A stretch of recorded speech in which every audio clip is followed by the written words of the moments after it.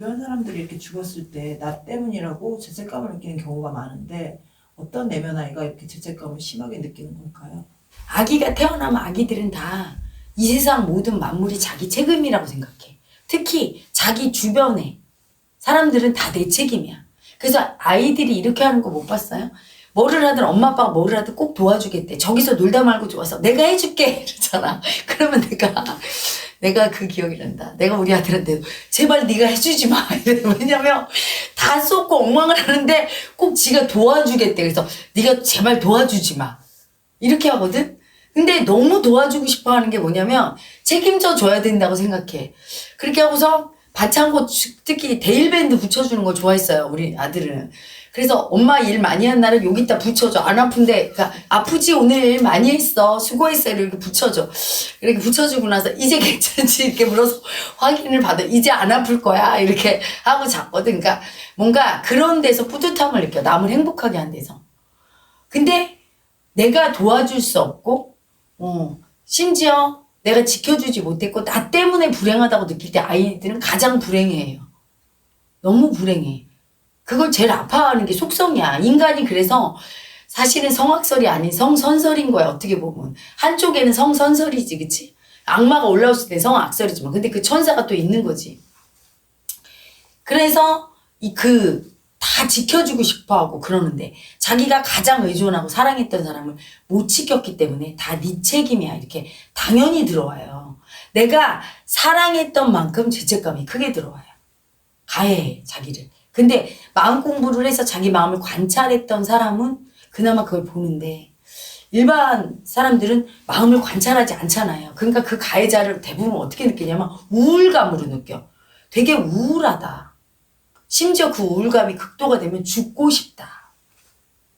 이렇게 느끼거든. 내 주변 사람이 잘못되거나 다치거나 죽으면 그건 뭐냐면 가해자, 네 책임이야 하는 가해자가 있어요. 죄책감. 그게 선명하게 느끼는 수도 있지만 이렇게 남자들 무딘 경우는 잘 못 느끼고 어떤 식으로 느끼냐면 이렇게 해야지. 그 가해자가 네 친구는 죽어서 지금 어떻게 돼 있는지도 모르는데 네가 행복해?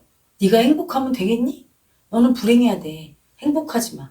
그때부터 웃음을 잃게 되고 웃을 때마다 죄책감이 올라와.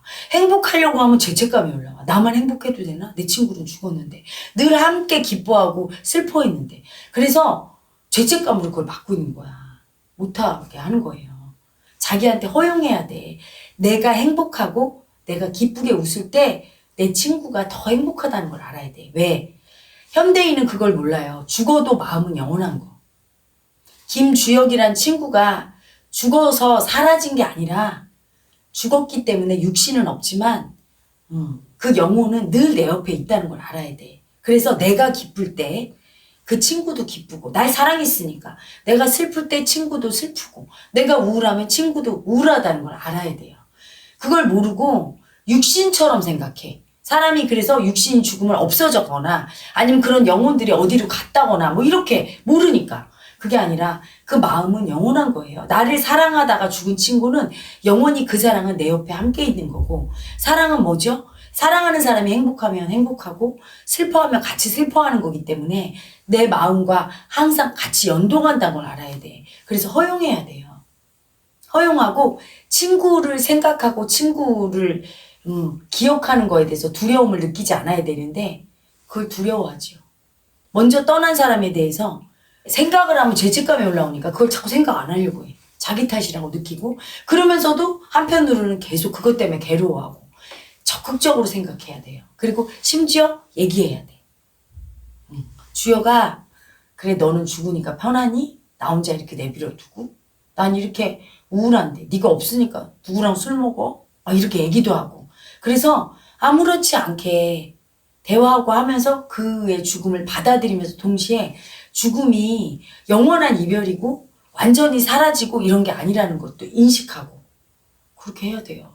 그래서 편안해져야 되는 거야. 지금 죽음에 대한 공포, 친구가 어떻게 됐는지 모르는 공포 이런 게 너무 크죠.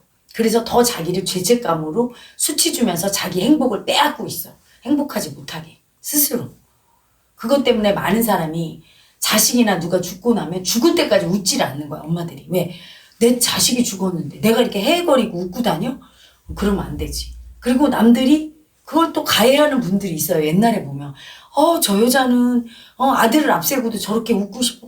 아니 그러면 안 웃어? 자식이 암만 죽었어도 행복하면 웃고 슬프면 울고 하면서 사는 거야. 살아남은 사람은 또 살아야 되고 먼저 간 사람이 절대로 불행하기를 원하질 않아요. 2배로 행복하게 살다 자기한테 오기를 바라지. 그렇잖아? 저주하는 그런 원수가 죽은 게 아닌 이상은 사랑하는 사람일수록 진짜 행복하길 원해. 내가 못다한 삶을 다 살아주길 원하는데. 그래서 그런 것들은 사라져야 돼. 내가 누가 죽었으니까 난 불행해야 된다. 그건 결코 죽은 영혼에게도 도움이 안 된다는 거를 먼저 인식시켜야 되겠죠. 그래야 죄책감, 가해자가 떨어져요. 마지막으로 사랑하는 사람과 자신의 죽음을 잘 받아들이는 방법이 있으면 좀 알려주시면 좋을 것 같아요. 삶과 죽음이 따로 있다고 생각해서 그런 거예요. 여러분이 사랑하는 사람이 누군가 죽었다. 지금 여기 이 자리에 있는 거예요. 저는 가끔 아버지 엄마랑도 대화를 하는데 근데 그냥 바로 마음에서 어떻게 말할지 아는데 여러분 몰라요? 아버지가 생전에 살아계셨던 아버지가 어떤 대답할지 알잖아. 내가 이렇게 말하면. 돌아가셨어도 그렇게 대답하는 거야. 단지 육신이 사라져서 인간의 파동 주파수로 나한테 얘기만 못하고 전하지 못할 뿐, 팔다리만 없을 뿐 그 마음은 영원한 거죠. 그래서 삶과 죽음을 분별해서 죽은 사람은 아예 없으니까 아무런 작용이 없다고 느껴서 그러면 천도제를 왜 합니까? 형식입니까? 그렇지 않죠. 그래서 죽은 아픈 마음을 무시하면서 사는 사람들. 그렇기 때문에 현대인이 힘든 거예요. 부모가 죽었어도 나는 우리 부모 얼굴에 먹칠하지 않겠어. 이렇게 반듯하게 죽은 부모님 마음이 날 지켜보고 있다고 생각하는 자식이 훨씬 올바르고 아름답고 행복하게 살아요. 우리 부모는 없으니까 난 고아야. 이거보다는 부모님이 돌아가셨어도 날 지켜보고 있다는 걸 아는 아기들이 잘 살지. 그래서 어떤 마음도 삶과 죽음에 의해서 없어지거나 태어나거나 하는 게 아니라 마음이 영원하다는 거를 마음으로 받아들이셔야 돼요.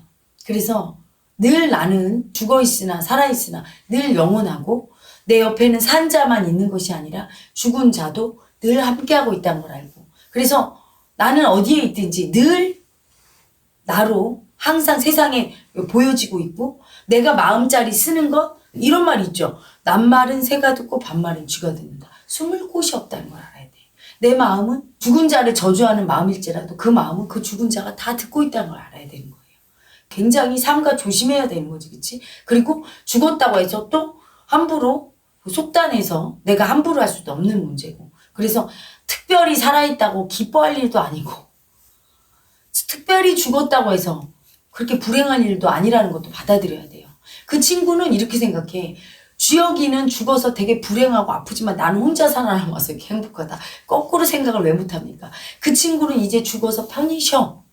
그래서 우리는 되게 힘들 때 죽고 싶다 왜 올라와요? 쉬고 싶다야 다른 말은. 응? 어떤 사람은 진시황처럼 불로초 찾아서 절대 죽지 않는데 나는 절대 싫어요. 나는 반드시 죽을 거야.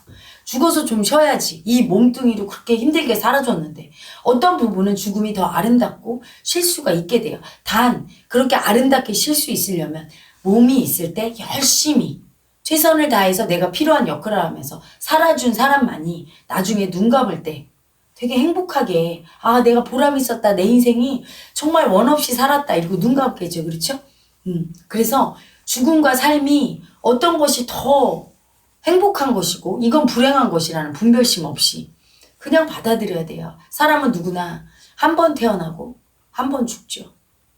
그걸 다 받아들이고 명심하면서 살아있을 동안에는 최대한 열심히 기쁘게 내 삶을 받아들이고 아픔도 극복하고 살고 죽었을 때는 그게 쉬어서 몸이 편하게 쉬는 자리로 돌아갔다는 걸 인식하고 그걸 너무 불행하다고 너무 아픔으로만 받아들이는 그런 우를 범하지 않아야 됩니다.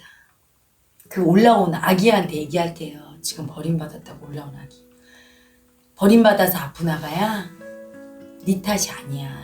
친구를 지키지 못한 건 네 탓이 아니란다. 하늘의 뜻이야. 사람이 살고 죽는 건 네가 어떻게 할 수 있는 문제가 아니란다. 그리고 친구는 영원히 널 떠난 게 아니야. 항상 마음으로 네 곁에 있단다. 이름을 나지막히 불러봐. 대답할 거야. 두렵지? 죽었으니까 부르는 것이 너무 아파. 다시는 못 본다고 생각하니까. 부르는 동시에 그 친구의 채취도 느끼고 음성도 들리고 네가 느꼈던 감촉도 다 느낄 수 있을 거야. 영원하단다. 한 번 맺은 인연은 죽었어도 갈라놓을 수 없는 거야. 언제든 그리울 땐 부르고 언제든 그 친구가 있다고 생각하고 행복하게 살아. 그 친구 못까지 행복하게 최선을 다해서 살다가 언젠간 너도 그 친구에게로 갈 거니까. 나지막히 하루에 10번씩만 불러봐. 그러면 치유될 거야. 주여가 정말 고마웠다. 이 생에 내 친구로 와줘서 너무 고마웠어.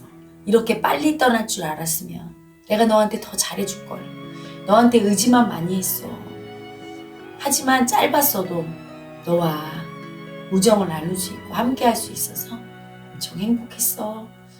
영원히 네 친구로 살다가 너한테 갈게. 내가 죽어서는 네 옆에 딱 붙어서 영원히 지켜줄게. 날마다 이렇게 얘기해보렴 친구의 죽음을 받아들일 수 있을 거야.